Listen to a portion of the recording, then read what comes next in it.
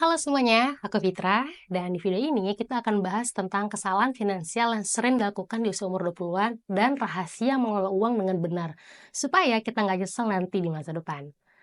Pernah denger nggak, umur 20-an itu masa paling krusial buat keuangan kita. Kalau kita nih salah langkah, kita bisa nyesel banget umur 30-an.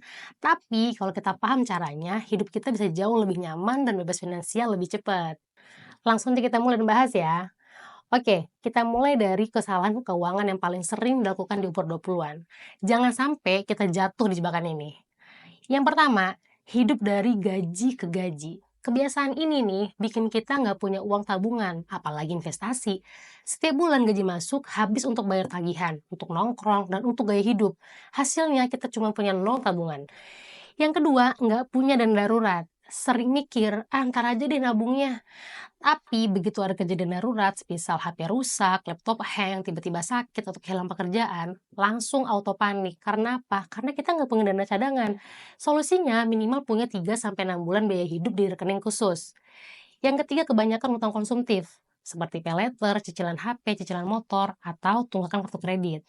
Hati-hati ya, utang konsumtif itu jebakan kalau kita nggak bisa kontrol. Idealnya total cicilan itu nggak boleh lebih dari 30% dari penghasilan kita. Dan yang keempat, kita nggak mau investasi dari sekarang. Banyak orang mikir investasi itu buat orang kaya. Padahal semakin cepat kita mulai, semakin besar keuntungannya. Nggak perlu nunggu kaya buat investasi. Justru investasi itu yang bisa bikin kita kaya nanti. Nah, kalau tadi nih kita udah bahas kesalahan, sekarang kita masuk ke rahasia finansial yang bisa bikin hidup kamu lebih tenang dan sejahtera di masa depan. Yang pertama, gunakan aturan atau metode 50-30-20. 50% untuk kebutuhan seperti makan, tempat tinggal, dan transportasi. Yang 30% lagi untuk keinginan kamu seperti nongkrong, self reward, atau hiburan. Yang 20% untuk tabungan dan investasi, biar uang kita juga berkembang. Jangan lupa pisahkan rekening sesuai fungsi. Jangan taruh semua uang di satu rekening. Kamu harus punya rekening utama buat masuk dan terima gaji kamu. Rekening kedua untuk tabungan buat dana darurat. Dan yang ketiga rekening investasi untuk nabung saham atau reksadana. Selain mengelola uang, kita juga harus cari cara buat ningkatin penghasilan kita. Kita nggak boleh cuma bergantung pada satu gaji aja. Kamu bisa coba menjadi freelancer sesuai skill kamu. Banyak banget pekerjaan sampingan online yang bisa dilakukan dari rumah. Misalnya, desain grafis untuk Canva dan Photoshop, nulis artikel, menjadi content writer atau copywriter, atau menjadi editing video.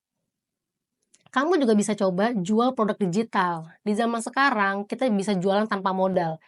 Jual template Canva di Etsy misalnya, atau jual poster printable di Etsy atau Amazon. Atau kalau kamu suka fotografi dan videografi, kamu juga bisa jual hasil karya kamu di platform seperti Freepik atau iStock. Dan kalau kamu punya pengetahuan atau skill dari satu atau beberapa bidang, kamu bisa mulai konsepin dan tuangin di ebook atau video course. Ini bisa juga jadi sumber cuan loh. Karena sejatinya sharing ilmu yang bermanfaat itu bukan hanya soal karya atau uang. Yang pasti insya Allah juga berpahala.